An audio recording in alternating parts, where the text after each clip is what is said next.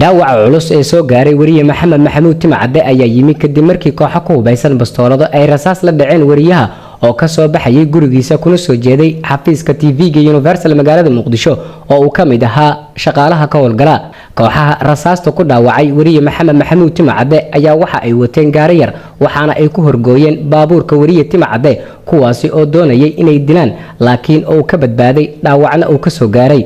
wariye timacade dhaawaca waxa uu ka soo gaaray qaybaha caloosha feeraha iyo halbowlaha dhunta waxaana kooxaha dhagar qabayaasha ah wariyaha ay ku dhufteen 6 xabadood oo rasaasta bastoolada ah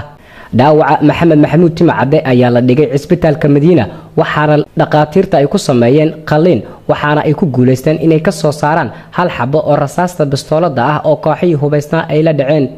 madaxa caafimaadka cisbitaalka Madiina Dr. Luul Cali Maxamed ayaa ka warbixisay xaaladda caafimaad ee maxamed maxamuud timacade wuxuu qabaa dhaawac xabada ay ka soo gaareen dhaawacaas oo aad iyo aad u culus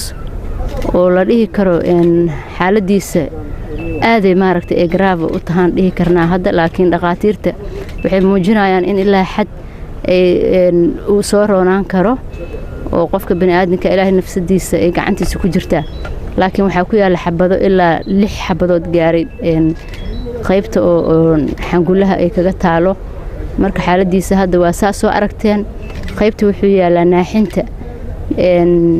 waxa ku socda oxygen waxa ku socda xaalad badan oo dhakhtarka uu ka caawinayo in maaragtay xaaladiisa dib ay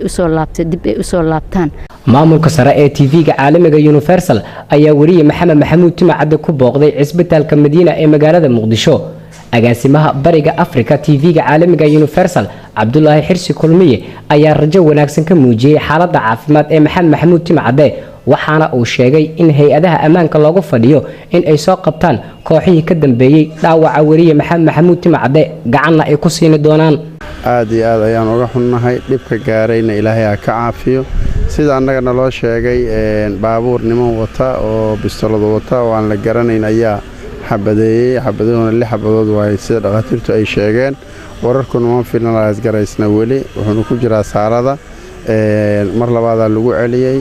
waa u duceynaynaa hay'adaha amnigana ayagana wayna soo wargeliyeen wayna ku maqan yihiin wixii akhbaarada wixii nagala soo kordhana waa diban ka sheegi doonaa laakiin hadda xaalkiisu aad u fiican yahay afayeenka xukuumadda Soomaaliya Ridwaan Xaaji Cabdiweli ayaa dhaawaca wariye maxamed maxamuud timacade cambaareeyay waxaana uu sheegay in xukuumadda Soomaaliya ay dadaal dheer u gali doonto sidii loo baxnaanin lahaa xaaladda wariye maxamed maxamuud timacade danta kaliya ee laga leeyahay weerarka noocan oo kala ah waxa weeye in lagu carqaladeeyo warbaahinta iyo xorriyadeeda dadka in la cabsi geliyo in dadka sawir khaldan loo muujiyo oo ah in amni darro magaalada ay ka jirto iyadoo amniga guud ee magaalada iyo guud ahaan Soomaaliya uu aad iyo aad u soo hagaagayo dawladda Soomaaliya markasta waxay sii xoojin doontaa in si gaar ah ay xilka isaga saarto amniga in dadka sida maalayacniga loo leynayo oo wariyaasha ay ka mid yihiin wax kasta oo amnigooda lagu sugi karo in xoogga la saaro qaar ka mid ah wariyaasha iyo maamulada warbaahinta magaalada Muqdisho ayaa cambaareeyay weerarka kooxaha dhagar qabayaasha ay ku dhaawaceen wariye maxamed maxamuud timacade waxaana ay sheegeen inaana howlahooda shaqo ee saxaafadeed u joojin doonin weerarka timacade lagu dhaawacay walaalkeen timacade Ilaahay caafimaad ha siiyo nin wax dilay hadii aan la dilin ee la iska sii daayo wuxuu doono waa inuu dilaasay la dili waayo ayaa la yiri marka qof kasta way dilayaan cid ay dhaafayaan male ummadana Allah naga qabto tobanaan ku baa tagoogiyo ka go'an tiirka bawdada ee timaha ka badan intuu cadawgu tiray laxaadkii saxaafadda Soomaaliyeed maalin walba markay konton maxaan ku iraahdaayay ay noqoto sanadka dambe waxay noqotaa 100